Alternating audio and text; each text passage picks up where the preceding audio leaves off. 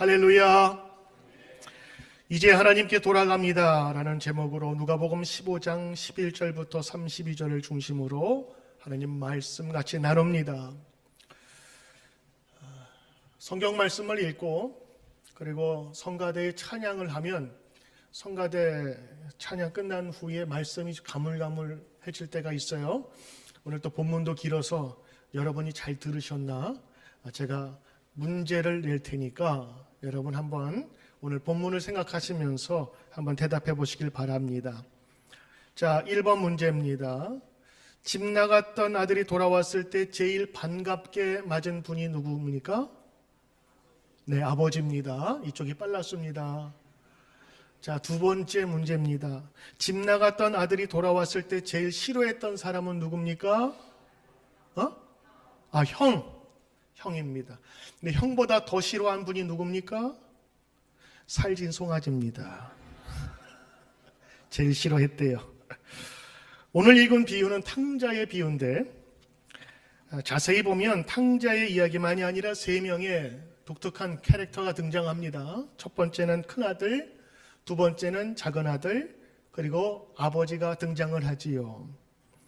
그래서 이 비유를 탕자의 비유라 전통적으로 그렇게 불러왔지만 내용적으로 이렇게 부르기도 합니다. 잃었던 아들의 비유, 잃었던 아들이 돌아오다, 또 다른 탕자 큰아들, 또 아들을 기다리는 아버지의 비유.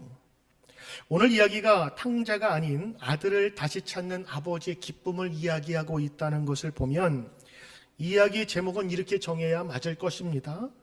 아들을 다시 찾은 아버지의 기쁨의 비유.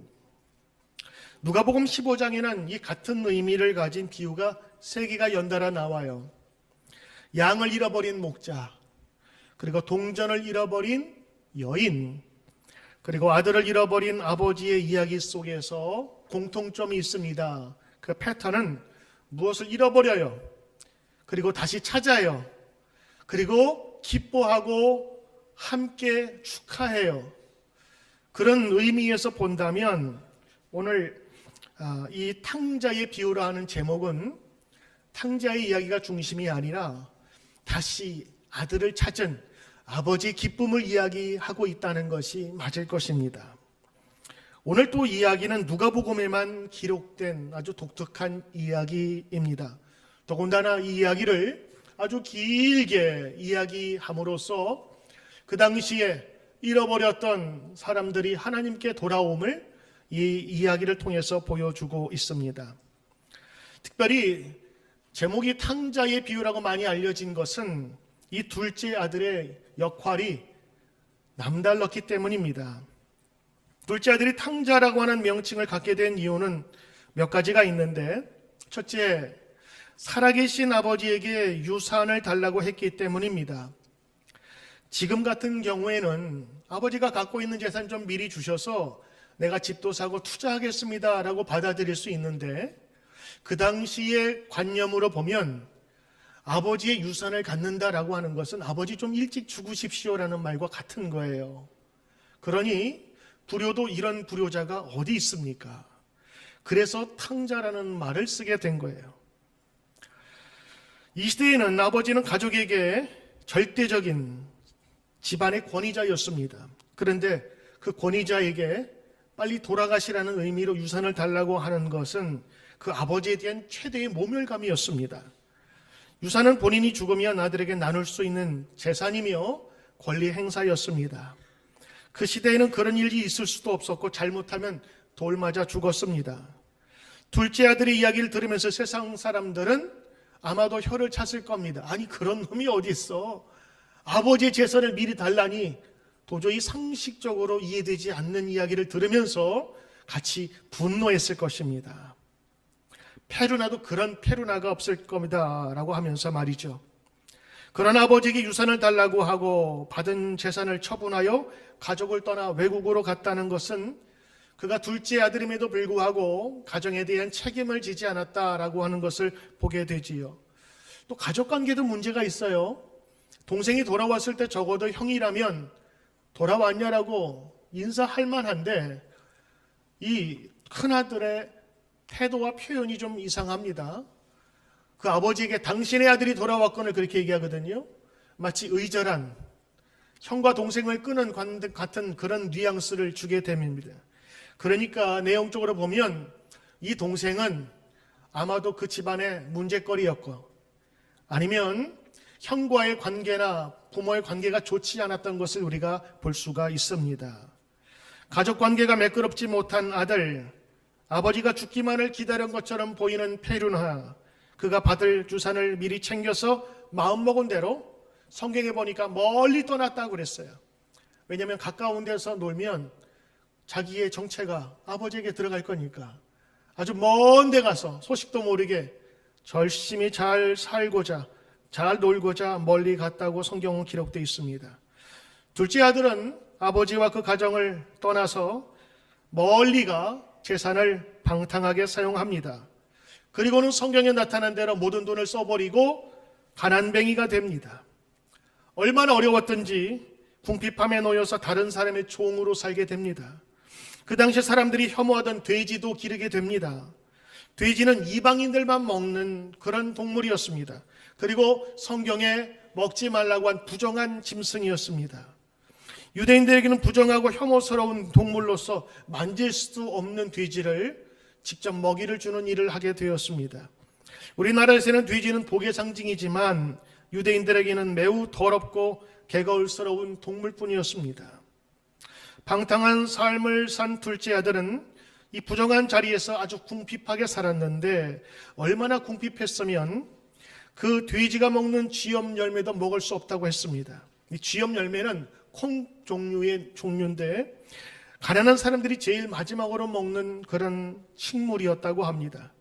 우리나라 가난했을 때 제일 마지막으로 먹었던 것이 산에 있는 소나무 껍질 베어서 그거 삶아 먹듯이 마지막으로 먹는 그런 아주 비참한 음식이었어요.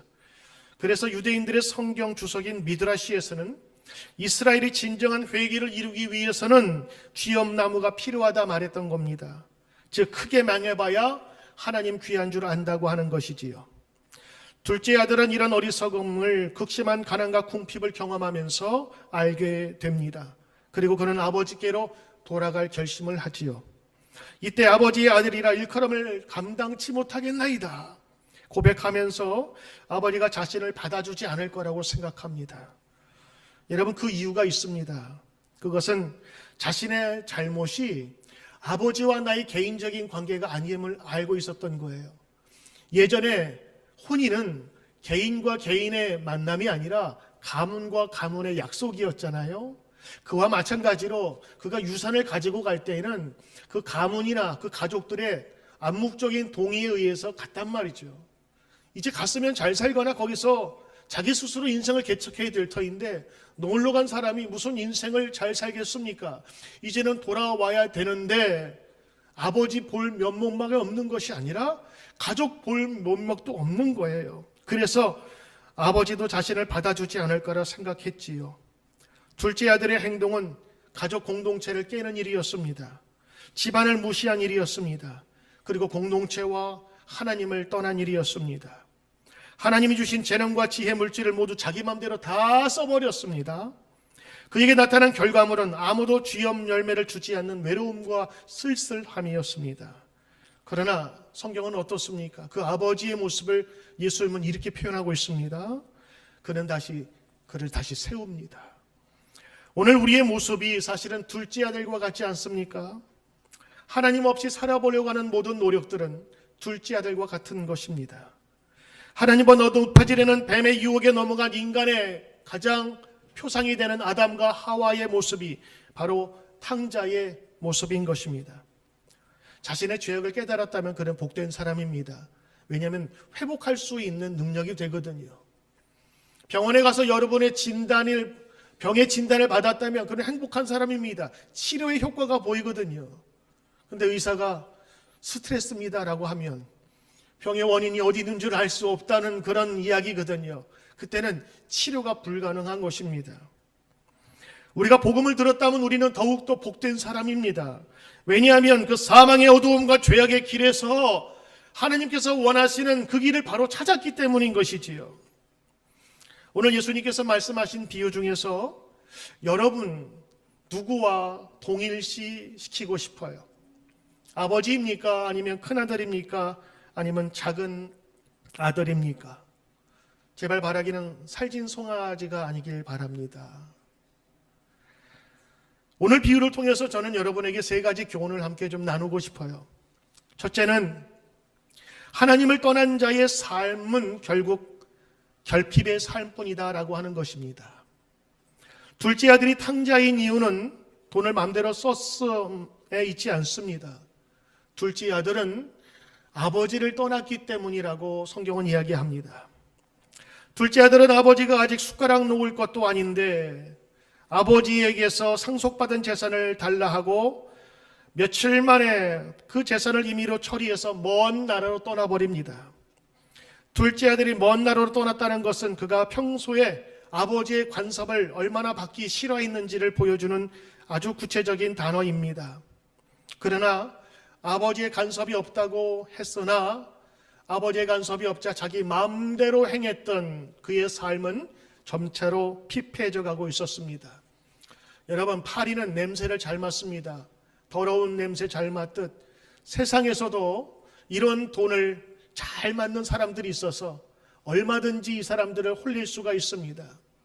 돈이 많다고 해도 여러분 쓰고 그리고 사기당하고 흥청망청 되면 그 돈이 언제 나갔는지 금방 없어지는 것이 바로 이런 악한 돈입니다.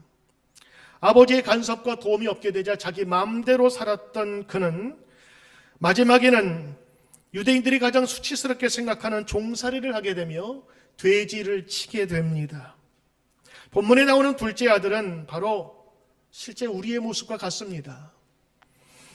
하나님의 형상을 따라 지음받은 존재인 우리들이 하나님을 떠나 산다는 것 자체가 결국 자신의 존재 자체를 부인하는 것입니다.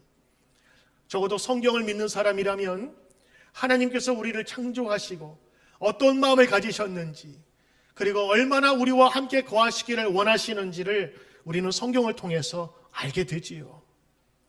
성경을 알지 못하고 하나님을 알지 못하면 자기의 육신의 욕망으로 사는 것이 가장 멋있게 사는 것이라고 볼 수 있는 것입니다.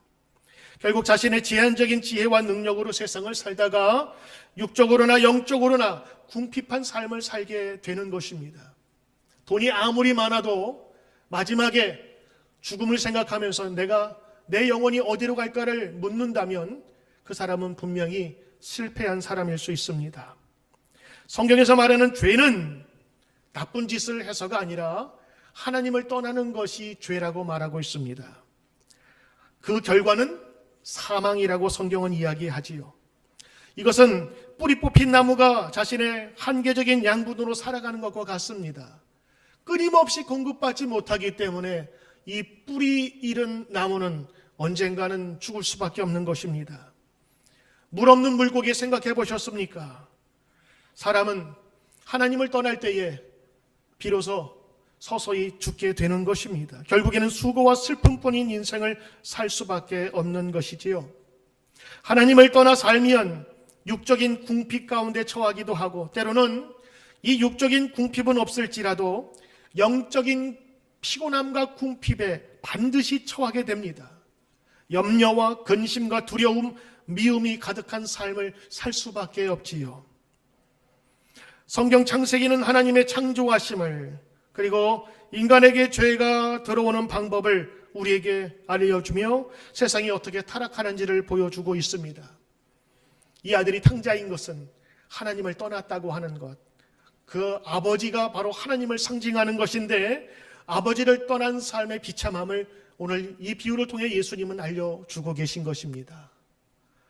사랑하는 성도 여러분, 아버지를 떠나는 것이 곧 결핍의 삶인 것처럼 하나님을 떠나는 것이 우리 인생의 결핍임을 우리 모두가 알아가는 저와 여러분 되시길 주의 이름으로 축원합니다. 두 번째는 이 탕자가 다시 아버지께로 돌아오는 배경입니다. 궁핍한 생활 그리고 환난과 고통 가운데 아버지를 다시 찾습니다. 때로는 고통과 인간의 한계가 하나님을 찾는 계기가 되게 합니다. 출애굽에 많은 백성들이 하나님을 찾게 된 이유가 그들이 너무 인생이 고달파서 하나님께 부르짖었다 얘기합니다. 그때 하나님께서 들으셨지요. 때로는 우리가 고난 가운데 역경 가운데 하나님을 만나게 되는 것입니다. 여러분, 마냥 행복한 사람이 하나님을 찾을 수 있을 것 같습니까? 어렸을 때부터 훈련받지 않고서는 보통 사람이라면 자신에게 고난과 역경이 왔을 때 하나님을 진짜로 찾기 시작합니다. 저는 군목으로 한국에서 그 사역을 했습니다. 그런데 그렇게 거칠고 말 안 듣던 그 남자 사내들이 아주 얌전하고 순한 효도를 잘하는 아들로 변할 때가 있어요. 언제인 줄 아세요? 훈련받을 때. 훈련받을 때 5주차에 고향을 향해서 10초간 함성 발사하면서 노래를 부르게 합니다. 나실제 괴로움 다 하시고 어머니의 노래를 부를 때 울지 않는 아들들이 없어요. 왜 그럴까요? 고통과 어려움이 그를 다시 한번 돌이키게 되는 것입니다. 그들만 그렇습니까? 우리 인생도 마찬가지입니다. 원치 않는 이런 어려움과 환난이 왔을 때 우리는 우리 존재에 대해서 물음을 갖습니다. 우리 인생의 의미를 찾습니다. 그리고 하나님을 들어본 사람이라면 하나님을 기억합니다. 둘째 아들은 궁핍한 삶을 살게 되면서야 비로소 인간의 한계를 깨닫기 시작합니다. 그리고 자기가 살았던 아버지의 집이 얼마나 행복한지를 다시 한번 깨닫게 되지요. 스스로 돌이켜라는 성경 말씀이 있는데 그 말씀은 본래 자신에게로 돌아왔다라는 그런 뜻입니다. 하나님이 우리에게 근심거리를 주는 이유도 사실은 하나님을 떠난 삶의 한계를 우리에게 깨닫게 하시려는 뜻일지도 모릅니다. 하나님의 뜻대로 하게 된 근심 후에 우리는 더욱더 간절하게 되고 사모하게 되고 열심을 낼 수 있는 것입니다. 여러분, 저는 고난 속에서 하나님을 만난 사람을 여러분에게 소개해드리고 싶습니다. 그 사람은 커넬 샌더스입니다. 그 사람은 KFC를 창설한 사람입니다. 켄터키 프라이드 치킨. 케넬 샌더스 1890년생입니다. 그는 인디애나 주에서 태어났는데 그가 6살 때 그의 아버지가 돌아가셨습니다. 그는 어머니가 하시던 일을 잘 돌보면서 그리고 어머니가 일하시는 동안에 동생들을 돌보며 종종 요리를 했고 10살 때부터 농장 일을 하기 시작했습니다. 그가 12살 때는 어머니가 재혼함으로 그 가족들과 살 수 없어서 그는 그때부터 혼자 나와 살기 시작합니다. 그는 젊은 시절에 보험 판매원, 타이어 영업사원, 그리고 주유소 직원을 거쳐서 힘든 일을 하다가 22세에 램프 제조 판매학을 했습니다. 그러다 망했습니다. 그 후에 짐작 직장 생활을 하면서 열심히 모은 돈 퇴직금으로 39에 켄터키주의 코빈이라는 작은 도시에 조그만 주유소를 운영합니다. 39세에 주유소를 차렸는데 그때 마침 대공황이 와서 또 망했습니다. 전 재산을 날려버렸습니다. 그는 40세에 다시 주유소를 경영하다가 어느 날 주유소에 들린 세일즈맨이 도대체 이 코빈에는 마음에 드는 식당이 하나도 없어 라는 소리를 듣고 식당을 차릴 생각을 하게 되었습니다. 요리는 어렸을 때부터 해와서 자신이 있었거든요. 어렸을 때 어머니에게 배운 남부 지방의 토속적인 음식들로 닭튀김, 그리고 시골 스타일의 햄, 직접 구운 비스켓 등 쉬운 요리들만 준비하였지만 맛본 사람은 감탄을 금하지 못했습니다. 식당을 개업한 지 2년이 지나자 맛있는 음식이 소문나면서 이제는 주유소가 부업이 될 만큼 식당이 번창했다고 합니다. 그 사업이 날로 번창하던 가운데 그는 사랑하는 아들을 잃는 슬픔도 겪었습니다. 59살이 되었습니다. 1949년에 이 샌더스는 켄터키 정부로부터 커넬이라는 명예 호칭을 받을 만큼 그는 성공하게 되었습니다. 그런데 또 위기가 찾아왔습니다. 지역에 고속도로가 나면서 그 지역 모든 마을들이 그 고속도로 건너편으로 이주하게 되었어요.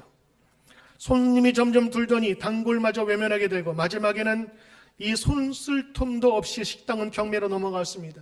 이 커넬 샌더스는 돈 한 푼 없는 알거지가 되었고 사회보장 프로그램에 신청을 해서 받는 $105가 그의 전부였습니다. 그의 나이 65세였습니다.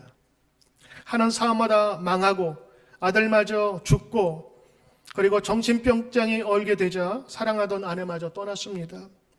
도무지 어떻게 될지 몰라 그런 낙심과 절망 가운데 있을 때 정신병원에 입원하게 됩니다.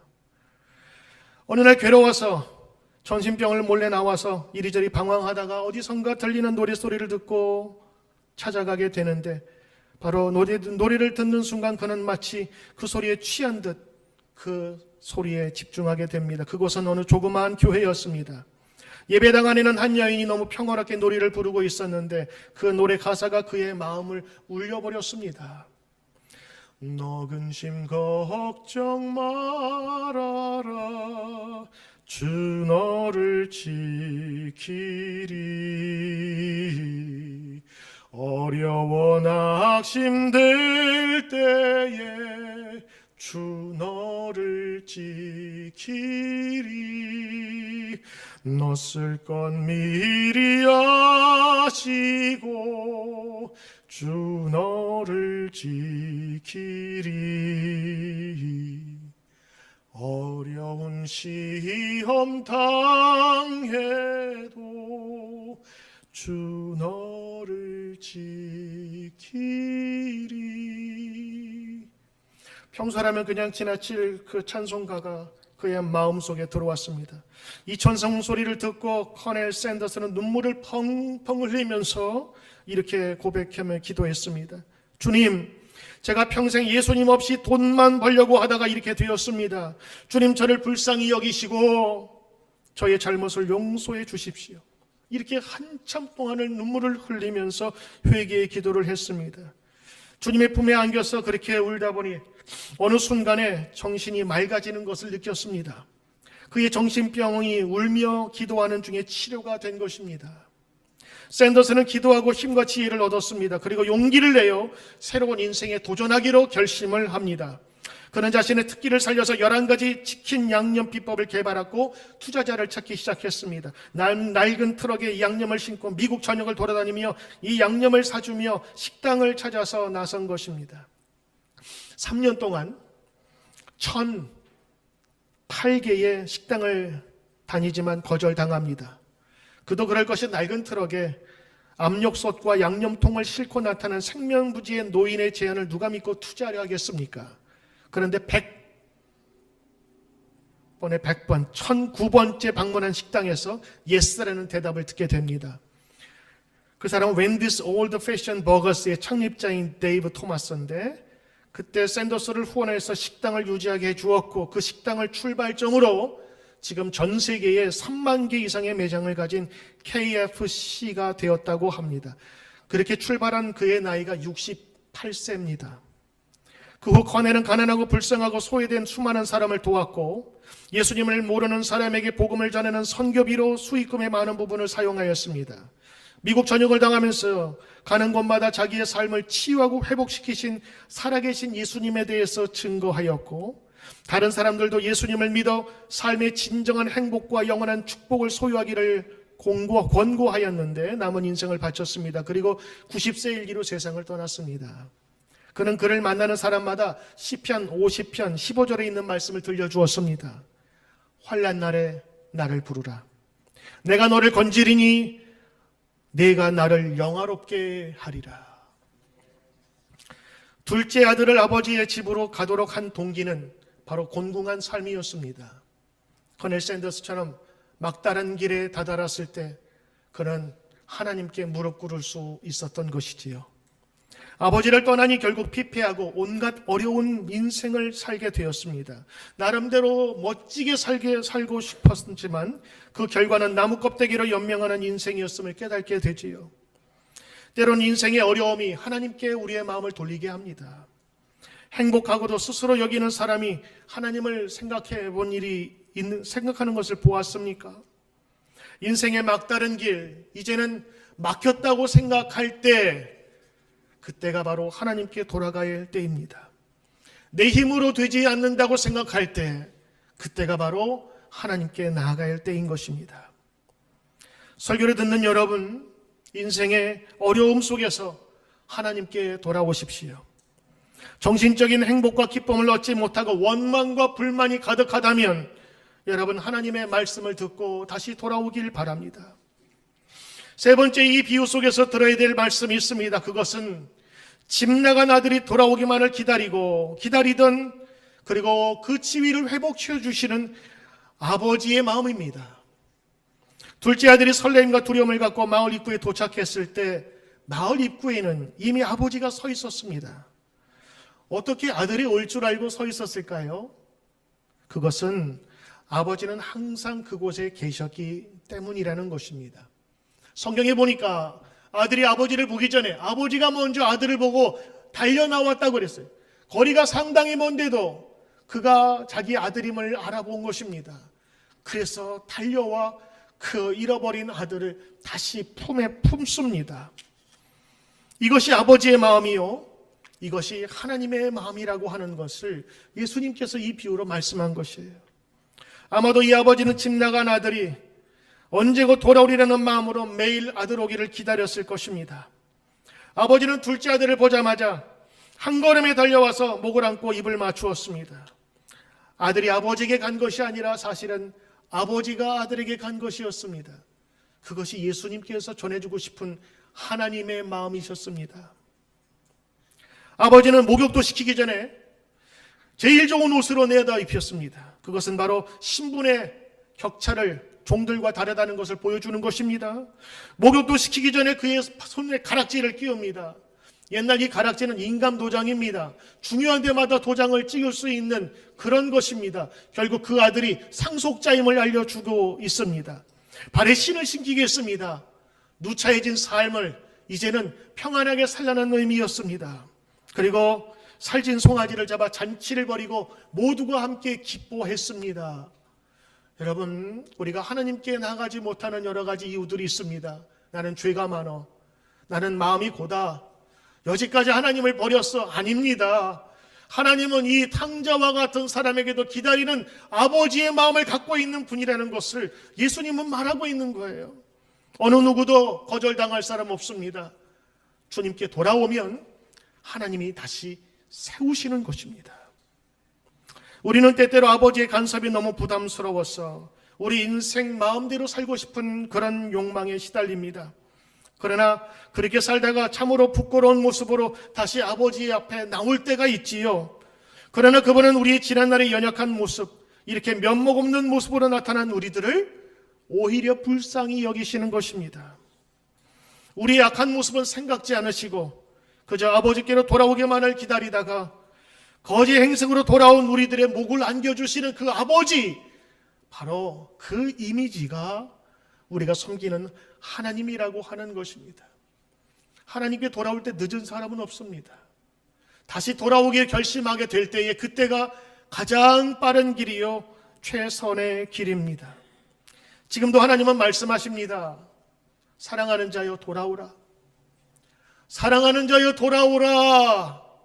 나에게 돌아오면 내가 다시 긍휼을 베풀리라. 선지자서 예레미야서 이사야서 호세아 요엘 수많은 선지자들의 중점적인 이야기는 뭡니까? 여호와를 기억하고 다시 돌아오라고 하는 것입니다. 그 돌아옴은 회복의 자리를 말하는 것이지요. 예수님이 그토록 알려주고 싶었던 것은 돌아오면 산다라는 것입니다. 돌아오면 하나님께서 회복시키신다는 것입니다. 때로는 오늘 이 말씀을 들으면서 나는 교회를 떠나본 적이 없으니까 그래도 어떡하지는 주의를 지키니까 어렸을 때부터 모태신앙이니까 나는 탕자와 같진 않겠지 생각하는 분이 계십니까? 착오이십니다. 저는 오늘 이 말씀을 준비하면서 제가 탕자라는 사실을 다시 깨달았어요. 탕자는 집을 멀리 떠나서도 떠나서지만 중요한 것은 아버지를 떠났다고 하는데 그 탕자의 의미가 있는 것입니다. 예배드리고 한 주간은 내 마음대로 살았다면, 예배드리고 주일날은 거룩하게 지냈는데 한 주간은 하나님 없이 살았다면 그 사람은 탕자인 것입니다. 그러나 그럼에도 불구하고 주일을 예배를 드리거나 아니면 기타 예배를 통해서 하나님을 만나기 원한다면 우리는 얼마든지 돌아온 탕자, 하나님 앞에서 회복시키는 아들이 될 수 있음을 우리는 알게 되는 것입니다. 하나님은 우리를 지키시고 보호하시는 분이십니다. 아버지가 그 아들을 끝까지 동구밭에서 오기를 기다리면서 하나님 우리 아들을 지켜주세요, 하나님 우리 아들을 돌아오게 해주세요 바라는 마음으로 기도했던 것처럼 우리 하나님도 지금 우리를 향하여 기도하고 염려하시고 매 순간마다 다시 돌아오기를 바라고 계시는 것입니다. 오늘 이 비유를 들으시면서 우리 모두가 탕자의 마음으로 주님 다시 돌아오기를 원합니다. 예배드리기를 원합니다. 사랑하는 아버지의 마음을 알게 하소서라는 마음으로 이 말씀을 받아들이길 바랍니다. 오늘 아버지 일은 이렇게 기도했을 것입니다. 하나님은 우리를 지키시는 자요 너의 우편의 그늘이 되실 것이다. 우리 다 함께 찬송 같이 한번 해볼까요?